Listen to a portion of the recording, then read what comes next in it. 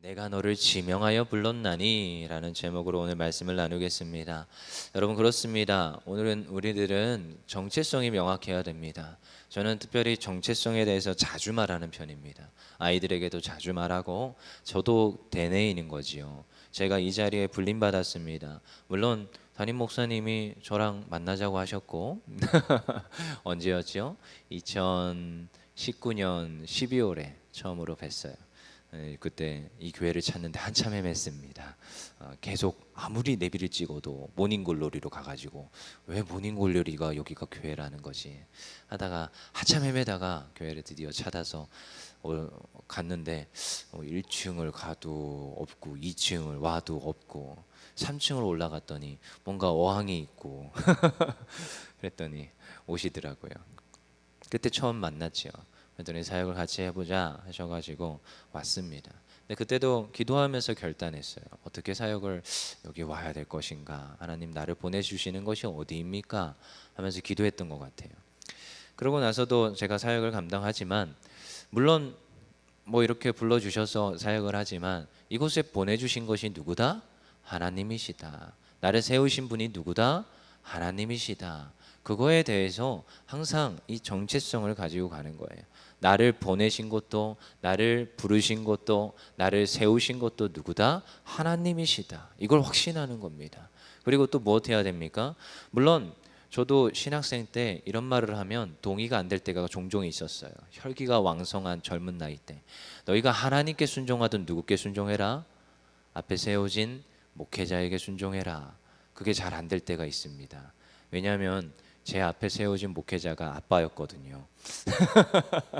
아버지 교회에서 한 7, 8년을 이제 뭐 말이 교육 전도사지 뭐 전임처럼 다 했어요. 주보 만드는 것부터 성가대 지휘부터 찬양 인도부터 뭐 청소와 기타 등등등 잡스러운 거 모든 거 다 했거든요. 근데 이게 참 그 가정에서 같은 직종에 있다는 게 힘들다는 게 무슨 말인지 알 것 같아요. 항상 부딪히거든요. 근데 순종해야 되잖아요. 근데 그게 잘 안 될 때가 있어요. 그리고 또 제 친구들도 그게 잘 안 될 때가 있어요. 왜냐하면 젊으니까. 근데 여러분, 근데 앞선 어르신 목사님들이 항상 그래요. 담임 목사님한테 순종하라는 거예요. 누구한테 순종하듯? 하나님한테 순종하듯. 물론 그걸 신격화하라는 말이 아닙니다. 근데 하나님께서 그 앞에 세워진 권위자가 이유가 있다라는 거예요. 네 앞에 세워준 그 어른과 네 앞에 세워준 목회자가 이유가 있다라는 거예요. 네가 하나님이 그 자리에 보내준 걸 인정한다면 네 앞에 세워준 그 사람을 인정하라는 거예요. 그게 안 되잖아요. 신앙생활을 할 수 없습니다. 저는 뼈저리게 그걸 알아요. 왜냐? 20살 사역할 때부터, 아니요, 옛날부터 항상 그거에 대해서 충돌했기 때문에. 그래서 저는 항상 기도할 때 교회를 위해서, 담임 목회자를 위해서 기도해라. 항상 그렇게 말합니다. 그렇죠? 저는 항상 그래요. 부서에 가서도 그렇고요. 기도 모임을 해도 그래요. 똑같아요. 왜냐? 그게 안 되면 교회는 어그러지게 돼 있습니다. 착각을 합니다. 무슨 내가 하나님 앞에 세움받은 사람이야. 그리고 담임 목사와 척을 지고 앞에 있는 목회자들과 척을 지고 무슨 나는 하나님 앞에 불림 받았어. 착각입니다. 하나님께서는 교회를 세우실 때 질서대로 세우셨습니다. 그래서 분명히 있습니다. 교회는 질서가. 그래서 저는 항상 어디에 저에 대해서 소개를 하라 그러면 전 그렇게 항상 설계를 합니다. 어릴 때부터 이렇게 자라왔고 그 질서 속에서 자라왔고 누구보다 그 질서 속에 순종할 수 있습니다. 항상 이렇게 얘기하거든요. 그게 안 되면 사역 못합니다. 그리고 저는 사역 안 시킵니다. 그런 사람들은. 왜냐? 그거는 분명히 소란을 일으키게 돼 있기 때문입니다. 그럴 때는 그냥 쉬라고 합니다. 쉬세요. 그냥 쉬세요. 순종이 안 된다. 쉬세요. 그냥 쉬세요. 여러분, 이 정체성이 명확해야 됩니다. 오늘 우리가 이 43장을 보지만 43장의 구원의 약속에 대해서 말하고 있어요. 근데요, 아까 제목은 뭐라고요? 너를 지명하여 불렀나니. 이 정체성입니다. 오늘 1절에 보니까 뭐라고 합니까? 야곱아, 같이 읽어보겠습니다. 시작. 야곱아, 너를 창조하신 여호와께서 지금 말씀하시느니라. 이스라엘아, 너를 지으시가 말씀하시느니라. 너는 두려워하지 말라. 내가 너를 구속하였고 내가 너를 지명하여 불렀나니 너는 내 것이라. 이게 뭐 단순히 목사님이 너가 내 것이야 이 말이 아닙니다. 하나님께서 우리를 어떻게 불러주시느냐, 내 것이라 말하고 있다라는 거예요. 내 것이라. 근데요, 우리를 지명하여서 불러주시고 세워주시고 우리를 또한 사용하시게 하시는데요, 그게 하나님의 능력이고 하나님께서 우리를 불러주셔서 우리를 쓰시더라는 거예요. 근데 여러분 잘 생각해야 됩니다. 교회에 와서 우리가 쓰임 받는데 누가 임명해서 쓰임 받습니까? 담임 목사님이 권위로, 담임 목사님의 위임된 권위로 임명해서 우리를 쓰임 받게 하더라는 거예요. 그래서 중요합니다. 교회는 질서가 중요합니다. 교회의 머리는 물론 예수님입니다. 옛날에 제가 아동부 때 아동부 차량 운행을 한 적이 있어요. 근데 3학년 여자애가 저를 굉장히 좋아했습니다. 아직도 이름을 안 까먹어요. 유다연이라고 이름도 안 까먹어요. 근데 그 친구가 그러는 거예요. 전 전도사님이 세상에서 제일 좋아요. 교회에서도 제일 좋아요. 막 이러더라고요. 그래서 교회에서 최고는 우리 전도사님 막 이러더라고요.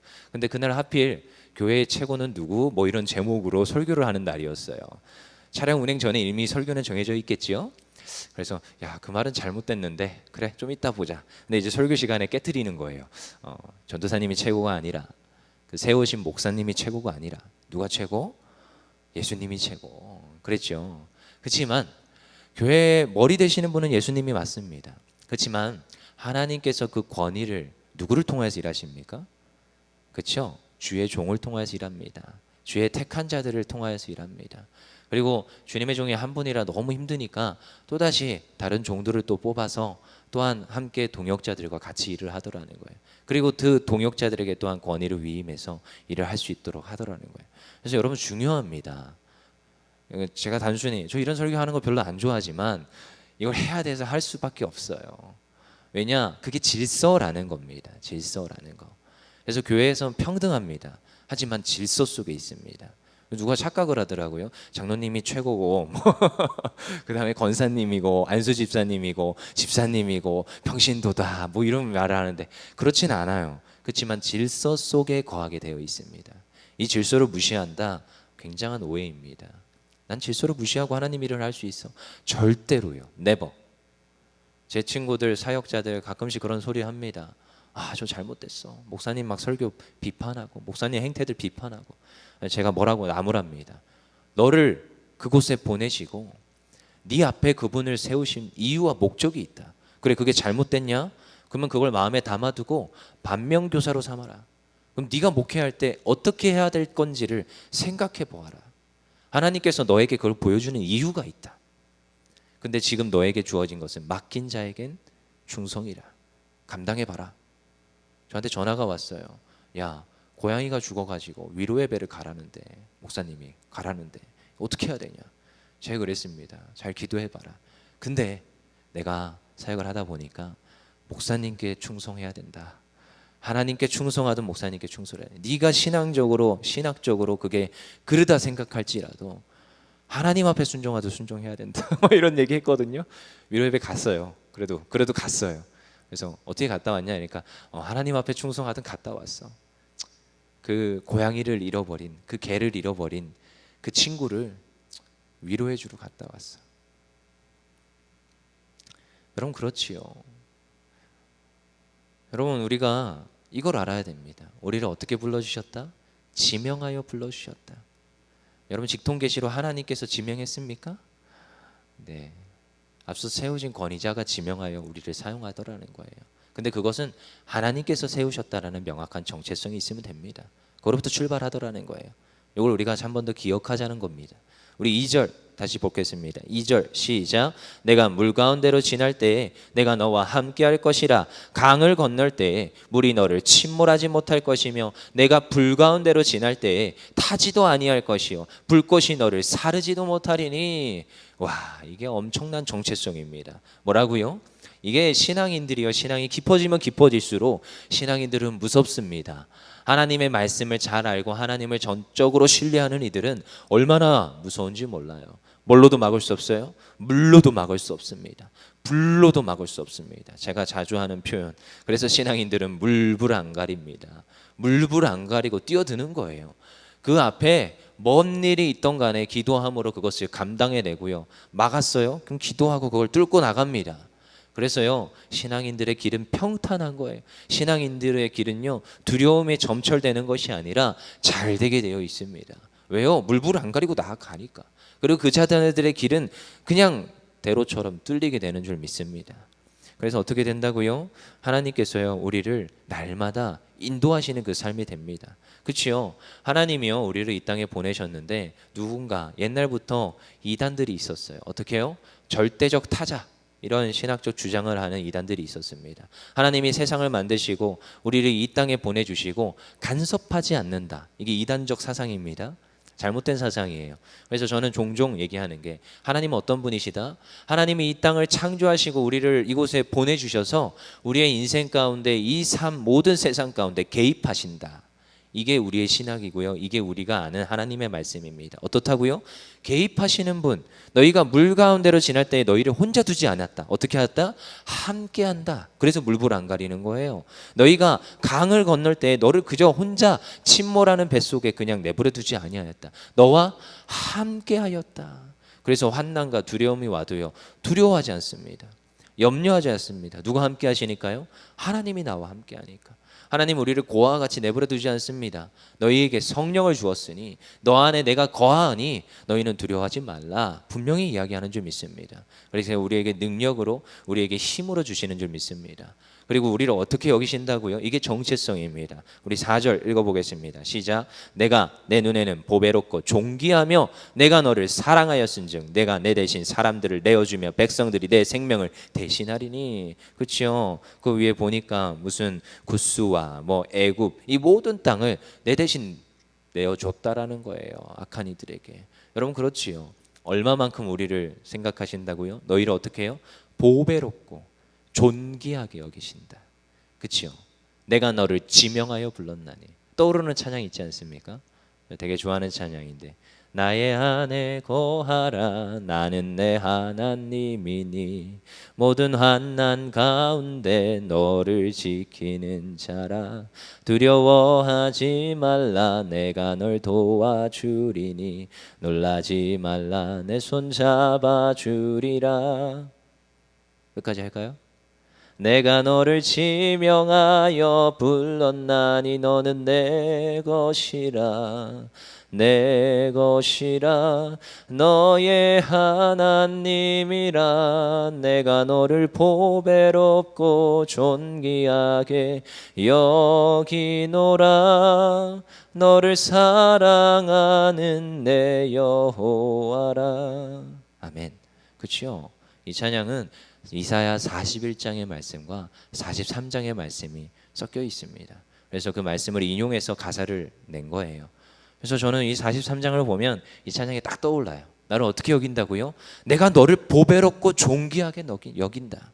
어떻게 해요? 여호와 하나님이 나를 너무 사랑하셔서 나를 보배롭고 존귀하게 여긴다는 거예요. 오죽했으면 하나님께서 우리를 살리고자, 우리를 구원하고자 그 자신의 목숨을 내어줄 정도로 우리를 보배롭고 존귀하게 여기시는 분, 그분이 하나님이신 줄 믿습니다. 그분이 우리가 믿는 그 하나님인 줄 믿습니다. 그렇죠? 그래서 우리는 두려워하지 않습니다. 우리 5절 읽어보겠습니다. 시작. 두려워하지 말라. 내가 너와 함께하여 내 자손을 동쪽에서부터 오게 하며 서쪽에서부터 너를 모을 것이라. 그렇죠?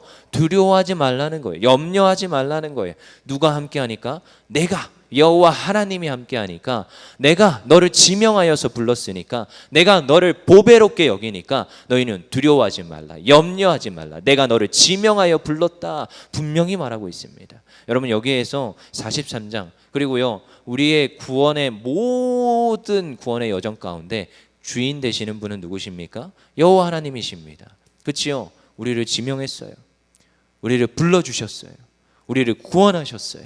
그리고 우리가 살아갈 때의 환난과 고난 가운데 엎어지고 쓰러지니까 우리에게 힘과 능력을 성령으로 충만케 하십니다. 이것도 여호와 하나님이 하시네요. 모든 과정이 여호와 하나님이 하시는 거예요. 그래서 오늘 43장 우리 1절부터 다시 볼까요? 내가 너를 야곱아 너를 창조하신 여호와께서 지금 말씀한다. 너를 지으신 이가 말씀하신 너는 두려워하지 말라. 어떻게 하였다? 내가 너를 구속하였다. 여기서 내가가 주어입니다. 내가 너를 구원하였다. 2절에도 내가 물 가운데 지날 때 내가 너와 함께하였다. 3절에도 대저 나는 여호와 하나님이라. 4절에도 내가 내 눈에 보배롭고 내가 너를 사랑하였은즉. 5절에도 두려워하지 말라 내가 너와 함께하였은즉. 6절에도 내가 북쪽에서. 7절에도 내 이름으로 불려지는. 누가 주인공이십니까? 여호와 하나님인 줄 믿습니다. 여호와 하나님께서 내가 너희를 이렇게 하겠다라는 거예요. 내가 오늘도 너와 함께 하겠다는 거예요. 내가 앞으로도 너를 구원하겠다라는 거예요. 여러분 이 말씀이 명확히 이렇게 올라와서 저에게 보이지 않습니까? 여러분 그래서 저는요 이 모든 상황 가운데서 요동하지 않습니다. 주변의 상황이 바뀌고 뭐 제 주변에서 어떠한 일이 일어나도요 그 상황과 여건과 그들의 말을 듣지 않습니다. 오늘 하나님 저에게 주시는 말씀이 무엇입니까? 하나님 저를 지명하여서 이곳에 보내주셨고 저를 세우시고 저를 사용하신다 말씀하시는 하나님 저에게 어떠한 크고 비밀한 일을 보이시겠습니까? 그 하나님을 신뢰합니다. 기대합니다. 하나님을 의지합니다. 그렇게 오늘도 기도하는 우리 모든 성도님들 되기를 소망합니다. 우리 시간 기도합시다.